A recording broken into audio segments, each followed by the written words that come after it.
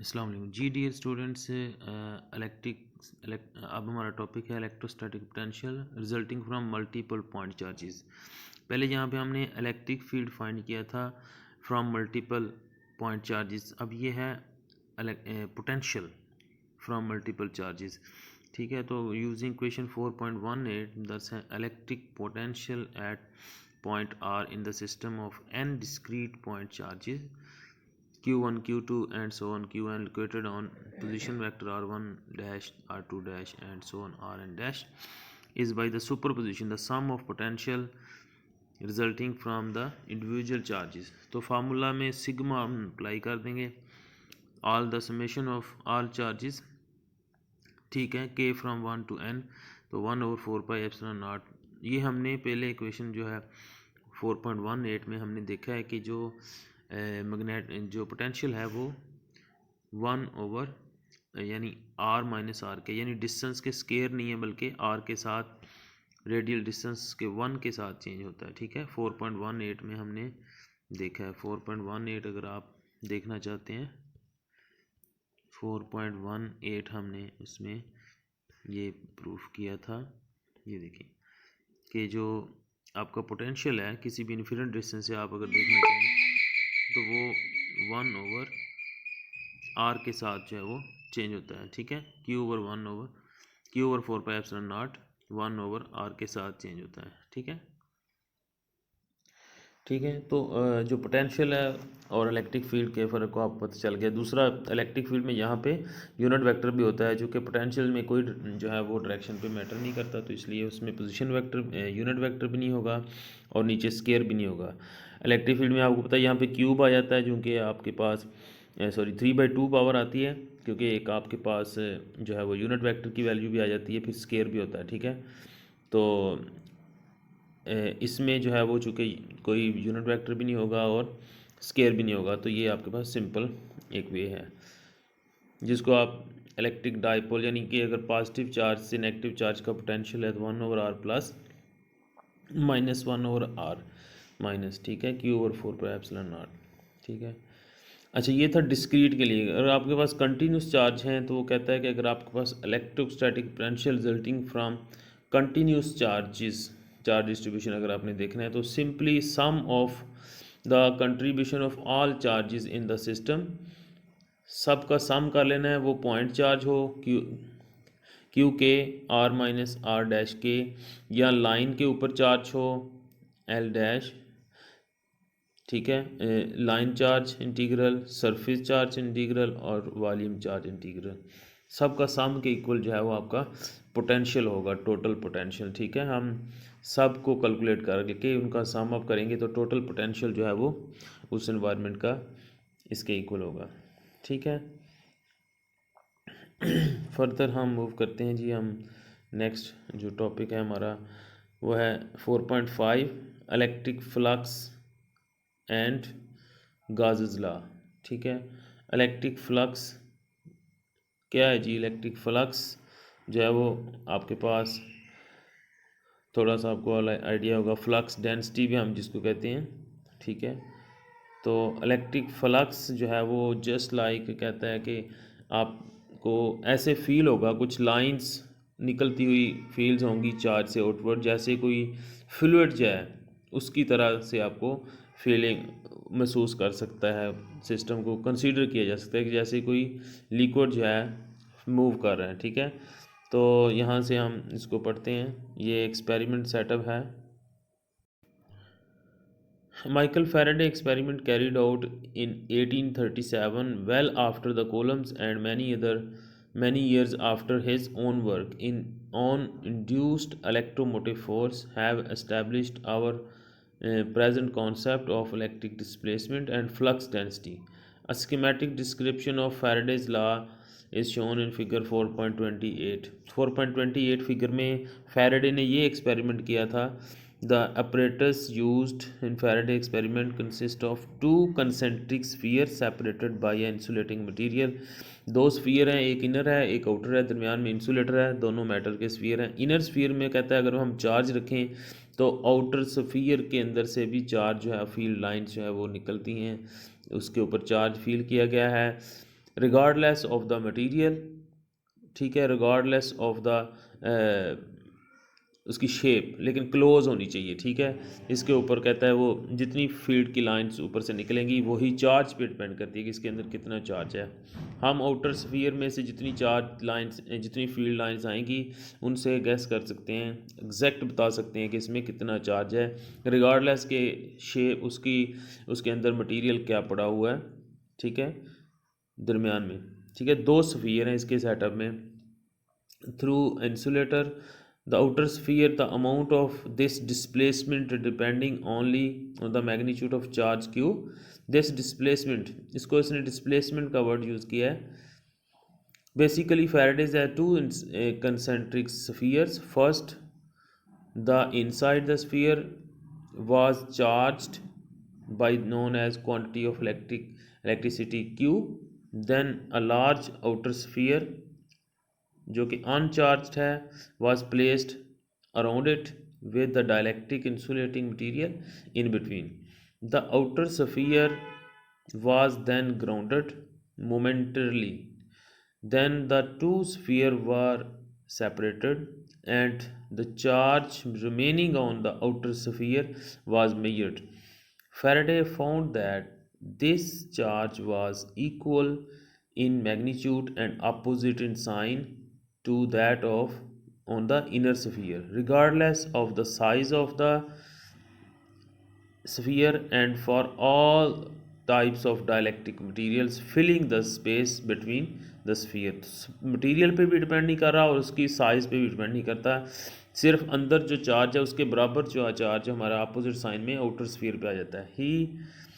He thus concluded that there was a sort of displacement from the charge on the inner sphere, ठीक है, कुछ displacement जो है वो फील की गई है through the insulator to the outer sphere. The amount of this displacement depending only on the magnitude of charge q, ठीक है, सिर्फ मैग्नीट्यूड पे डिपेंड करती है ऑफ द चार्ज क्यू पे। This displacement is the closest we can come to the identifying the something that must flow along the field lines। तो radial field lines की form में कुछ फ्लो कर रहा है and we adopt this notion as our definition of the electric flux. इसको electric flux का नाम दिया गया। In SI unit the electric displacement और electric flux is the equal in magnitude to the charge that is produced it, namely it has the unit of coulombs। इसकी unit जो है वो coulombs होगी। consider now the case of isolated point charge as shown in figure 4.29। all the other bodies such as the outer sphere of the figure 4.28 can consider to be at the infinity, ठीक है। अच्छा जी, the density of electric displacement और flux density vector D. Flux density जो है उसको फिर नाम दिया गया कि वो जो लाइंस जो डिस्प्लेसमेंट है पर यूनिट एरिया जब देखा गया उसको हमने फ्लक्स डेंसिटी का नाम दे दिया, जिसको कैपिटल टी से हम डिनोट करते हैं। At any point on the spherical surface S of radius R centred at the isolated point charge Q is defined as D is equal to Q over 4 pi R square और unit है coulomb per metre square, ठीक है। Note that the electric displacement per unit area D depends on the orientation of the area, hence it is the vector quantity, ठीक है। D जो है वो vector quantity है। In simple materials we can write D is equal to epsilon E। तो electric field जो lines है किसी भी मटेरियल जिसमें से गुजर रही हैं वो एक क्लोज सरफेस में जब हम देखेंगे तो उसको हम कहेंगे इलेक्ट्रिक फ्लक्स डेंसिटी, जिस एरिया में हम इसको देखेंगे। तो डी और ई जो है वो डायरेक्टली प्रोपोर्शनल है, ठीक है, with the dielectric constant epsilon being a simple constant so that the vector D is the same direction as the electric field E. Note however that D is in unit of coulomb per meter square while E is in volt per meter. In the view of simple proportionality of the D and E, our previous plot showing electric field lines also represent the electric flux lines. In the following, we confines ourselves to consideration of the simple materials with the constant epsilon E unless otherwise stated. In fact, until electric material are discussed in a later section, we exclusively consider free space in which D and E differs through the constant epsilon naught, that is D is equal to epsilon naught E. अगर free space में है तो D is equal to epsilon naught E होगा, और epsilon not आपको पता free air का consider किया जाएगा. ठीक है. Thinking of each unit of the flux as unit of the charge enables us to have a deeper understanding of the distribution of electric field lines around the charge configuration. अच्छा, आगे ये figure है consider example. अब ये example ये है, इसमें figure जो 4.29 है, इसमें जो इन्फॉर्मेशन है हमारे पास वो ये कहता है कि अगर आपके पास एक चार्ज क्यू है, उसके ऊपर आपने एक सरफेस बनाई है, तो जितनी फील्ड लाइंस बाहर निकलेंगी इनसे हम मालूम कर सकते हैं कि इसके अंदर चार्ज कितना होगा. ठीक है. उसके बाद फिगर बी है, उसमें कहता है अगर दो चार्ज हैं, एक प्लस क्यू है, एक माइनस क्यू है. ठीक है. हमने सरफेस ड्रा की एक प्लस क्यू के गिर्द जिसको एस ए का, और एक हमने माइनस क्यू के गिर्द सरफेस ड्रा की जिसको एस सी का, एक हमने रफली एक एस बी सरफेस ड्रा की. ठीक है.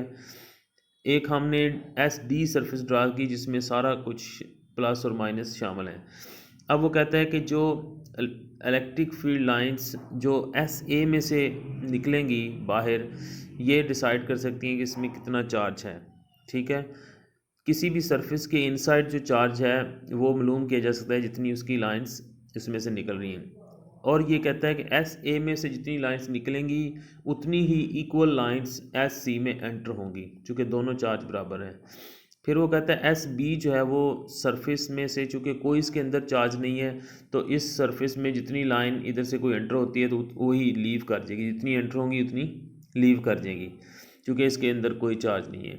जबकि सरफेस एस डी जो कि एक बिगर सरफेस है, इसके अंदर टोटल नेट चार्ज जो है वो ज़ीरो है, तो इसके आउटर सरफेस से कोई नेट फ्लक्स नहीं निकलेगा. जितनी इसमें इन हो रही लाइन उतनी आउट हो जाएंगी, तो इसमें से भी ज़ीरो फ्लक्स है. ठीक है. ठीक है. इसको आप इसने डिस्कशन में लिखा है कि अगर टोटल 12 लाइंस यहाँ से निकल रही हैं तो 12 इसमें इन हो जाएंगी. ठीक है.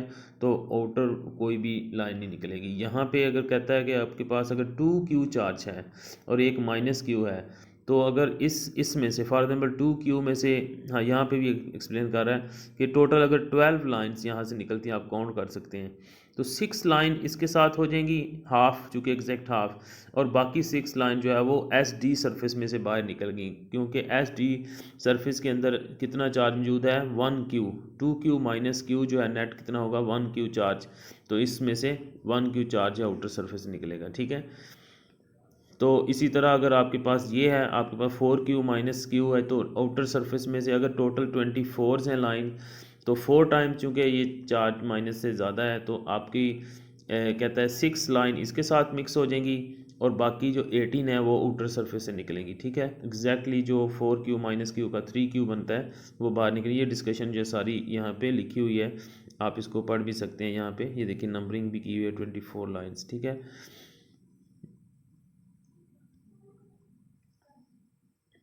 ठीक है. तो नेट चार्ज आपका पहले जो जिसमें जो फिगर में 2 क्यू माइनस क्यू, तो ये इक्वल क्यू है, तो यहाँ से आप देख सकते हैं. फिर आपका जो नेट इनक्लोज चार्ज है फिगर डी में 4 Q minus Q is equal two plus Q, तो इतनी आउटवर्ड लाइंस होंगी. ठीक है.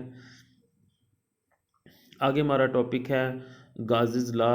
ये हम बाद में पढ़ेंगे, लेकिन अभी इसको आपने एज ए असाइनमेंट जो है वो आपने इसको स्टडी करना है. मतलब क्लास एक्टिविटी में आप क्या करेंगे, what is the Gauss's law and its application. ठीक है. गाज़िस लॉ और इसकी एप्लीकेशन क्या है, इसको आप एक पेज के ऊपर राइट करके मुझे अभी व्हाट्सएप कर दें. ये क्लास एक्टिविटी में हो जाएगा. ठीक है. बाकी इसको आप गो थ्रू कर लें. ठीक है, जो हमने अभी स्टडी किया है. ठीक है. शुक्रिया. Thank you.